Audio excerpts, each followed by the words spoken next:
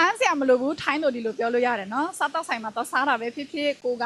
တက္ကစီစီးတဲ့အခါမှာပဲဖြစ်ပတ်စံပေးတဲ့အခါမှာအကျွေတွေပါဒီပြန်အားစရာမလိုဘူးလို့ကိုပြောချင်နေဆိုရင်တော့ဒီလိုပြောလို့ရတယ်နော်အခုကတော့8လပိုင်းမှာထိုင်းစာကြောင်းပေါင်း100အစီအစဉ်မှာရှိနေတယ်နော်တချို့ရဲ့ page 9နှစ်ပြည့်အစီအစဉ်နဲ့ထိုင်းစာကြောင်းပေါင်း100ကိုမျှဝေပေးတာဖြစ်တယ်နော်စာကြောင်းပေါင်း100ကတရက်နဲ့တရက်ဆက်ဆက်မှုရှိတယ်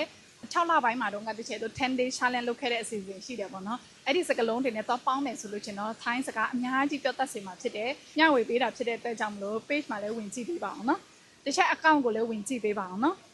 စားတော့ဆိုင်မှာတွားတဲ့အခါကျရင်ငွေသားနဲ့ရှင်းမယ်လို့ပြောတဲ့အခါမှာ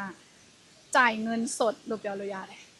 တကယ်လို့စကန်ပေးလို့ရလားဆိုရင်စကန်จ่ายได้ไหมจ่ายဆိုတဲ့စကားလုံးကပေးချေတယ်လို့အဓိပ္ပာယ်ရှိတယ်နော်สแกนจ่ายได้ไหมอันเสียมาลูဘူးဆိုရင်ไม่ต้องทอนဘယ်လောက်လဲဆိုရင်တော့เท่าไหร่မပြေစားလို့ချင်းတယ်เนาะပတ်စံကုမ္ပဏီတွေမှာပြန်ထုတ်ဖို့လိုတယ်ဆိုလို့ရှင်တော့ขอใบเสร็จด้วยค่ะ